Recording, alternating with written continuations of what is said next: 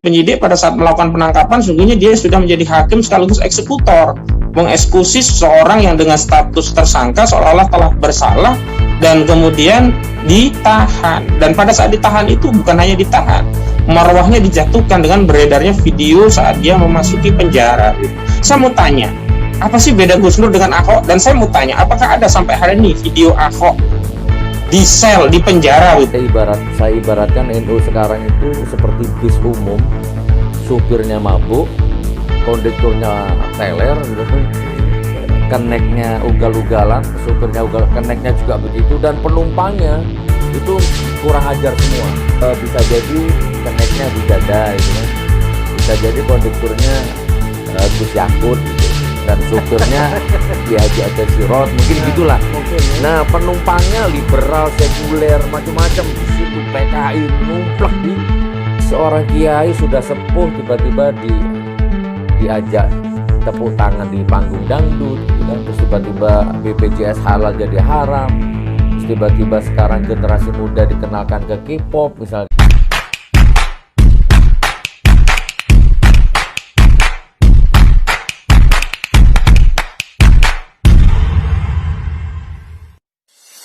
Ingin tegaskan kembali, apa yang dialami Gus Nur adalah proses politik yang menggunakan sarana hukum. Jadi bobot yang paling utama yang menyebabkan Gus Nur diproses itu adalah bobot politik. Apa bobot politik yang menjadikan Gus Nur menjadi sasaran target? Yakni karena Gus Nur selama ini adalah salah satu di antara anak bangsa, tokoh ulama kita yang konsisten menyuarakan dakwah kebenaran di hadapan penguasa yang zalim. Ini yang tidak banyak dilakukan oleh ulama-ulama kita yang lainnya. Dan ulama-ulama yang melakukan hal yang sama dengan Gus Nur juga mengalami hal serupa. Hanya memang resikonya belum sampai kepada tingkatan di penjara. Adapun kasus Gus Nur, sebenarnya Gus Nur memang ditarget beberapa kali, dan terakhir di pengadilan PN Surabaya, memang Gus Nur sudah divonis, tapi memang vonis pengadilan itu hakim memberikan pertimbangan tidak harus masuk ke ruang tahanan.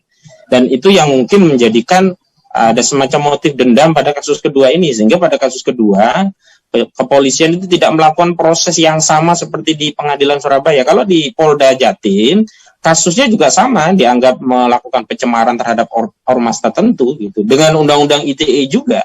Tapi saat itu Gus Dur hadapi dengan gentle, saya juga hadir sebagai kuasa hukum, kita tidak pernah mangkir, setiap proses penyidikan kita hadiri, sampai akhirnya penuntutan di pengadilan juga kita hadiri, dan semua itu tidak ada masalah begitu loh, kalau kita bicara bahwa ini proses penegakan hukum.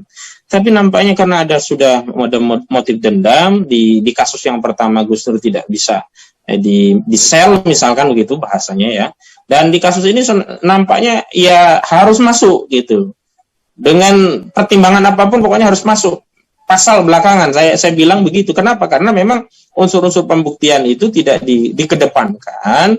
Yang penting adalah bahwa penyidik memiliki kewenangan untuk menangkap, terlepas bahwa prosedurnya tadi kita sudah diskusikan banyak problem, terlepas tadi bahwa kuasa hukum juga bisa mengajukan pra peradilan, tetapi penangkapan itu sudah dilakukan oleh penyidik. Jadi penyidik pada saat melakukan penangkapan sungguhnya dia sudah menjadi hakim sekaligus eksekutor, mengeksekusi seseorang yang dengan status tersangka seolah-olah telah bersalah dan kemudian ditahan. Dan pada saat ditahan itu bukan hanya ditahan, marwahnya dijatuhkan dengan beredarnya video saat dia memasuki penjara gitu. Saya mau tanya, apa sih beda Gus Nur dengan Ahok? Dan saya mau tanya, apakah ada sampai hari ini video Ahok di sel, di penjara gitu, yang banyak orang juga menyaksikan, sampai Novel Bamukmin dari PA21D itu mempertanyakan, ada nggak CCTV yang menggambarkan Ahok sedang di penjara gitu. Tetapi kenapa kepada kasus Gus Nur yang masih tersangka, belum ada proses persidangan, belum ada satu vonis, bahkan apalagi kalau kita kaitkan harus ada vonis pengadilan yang bersifat kekuatan hukum yang tetap, marwahnya dijatuhkan sedemikian rupa gitu. Nah, ini yang saya lihat kasus Gus Nur ini juga ujung-ujungnya adalah proses praktik menyalahgunakan kekuasaan dan mempertontonkan kejumawaan proses penegakan hukum di negeri ini. Makanya ini saya katakan ini bukan persoalan Gus Nur, ini persoalan masyarakat civil society. Kalau masyarakat civil society ini tidak kemudian melakukan kritik, berusaha meluruskan kembali, melakukan counter opini terhadap proses-proses yang jumawa ini, saya khawatir pada yang lainnya juga akan dilakukan dengan cara yang sama, dan kemudian seolah-olah kekuasaan itu tidak punya kontrol gitu. Apa yang kita lakukan malam ini, misalkan hari ini kita memverifikasi fakta-fakta, memverifikasi norma-norma hukum, memverifikasi segala ilmu hukum yang berkaitan dengannya, itu mudah-mudahan menjadi satu counter terhadap proses penegakan hukum ke depan. Nah, saya ingin tegaskan sekali lagi bahwa persoalan Gus Dur itu tak semata persoalan NU dengan Gus Dur. Bahwa kemudian ada elemen NU yang misalkan di Cirebon kemudian langsung melakukan upaya syukuran terhadap proses penanganan Gus Dur ini, kita tidak boleh ditarik pada proses yang antara vis-a-vis Gus Dur dengan mereka, karena di dalam pasalnya pun ternyata penyidik menyelipkan pasal 207. Coba kalau ini murni penegakan hukum, semestinya penyidik hanya menindaklanjuti apa yang menjadi atensi dari pengadu atau pelapor. Aduan yang diadukan, sebagaimana beredar di media mainstream, itu adalah aduan berkaitan dengan adanya pencemaran nama baik, atau paling tidak adalah adanya unsur penyebaran kebencian dan permusuhan berdasarkan sara. Jadi basis deliknya yang diadukan adalah pasal 27 ayat 3 junto, pasal 45 ayat 3 Undang-Undang ITE, dan pasal 28 ayat 2 junto pasal 45A ayat 2 Undang-Undang ITE, yang ancaman pidananya memang kalau di pasal 28 itu adalah 6 tahun begitu. Nah, kenapa melebar ke 207? Ini berkaitan berarti dengan ada konten-konten yang diunggah oleh Gus Dur itu dianggap melakukan penghinaan terhadap penguasa. Padahal sekali lagi, kritik itu adalah satu tindakan dari rakyat yang punya atensi terhadap penguasa, penyelenggara negara, agar mereka melakukan koreksi gitu loh. Tinggal diklarifikasi, kalau tidak benar diklarifikasi, kritik itu keliru, kalau benar tinggal diikuti mana yang harus dilakukan perubahan gitu. Loh, penguasa pejabat itu adalah hak dari rakyat loh untuk melakukan koreksi pada mereka loh. Wong rakyat ini sudah membayar pajak semua. Jangan kemudian menggunakan logika yang sesat seperti dikatakan oleh politisi Nasdem yang mengatakan kalau tidak suka pemerintah mending keluar dari negara ini. Bukan begitu. Bagaimana kalau logikanya dibalik, kalau tidak suka penguasa seluruh rakyat tidak usah bayar pajak? Kan nggak bisa juga gitu, karena kewajiban itu tetap harus ditunaikan. Sementara hak rakyat untuk melakukan koreksi itu bisa berubah menjadi kewajiban kalau tidak ada rakyat yang melakukan koreksi. Pada saat ada koreksi dari rakyat, itu semua punya hak konstitusional untuk menyatakan pendapat di muka umum, melakukan kritik kepada penyelenggara kekuasaan. Kenapa? Karena kekuasaan itu punya satu dampak yang meluas. Kalau dia melakukan kebaikan, maka kebajikannya akan meluas kepada seluruh rakyat.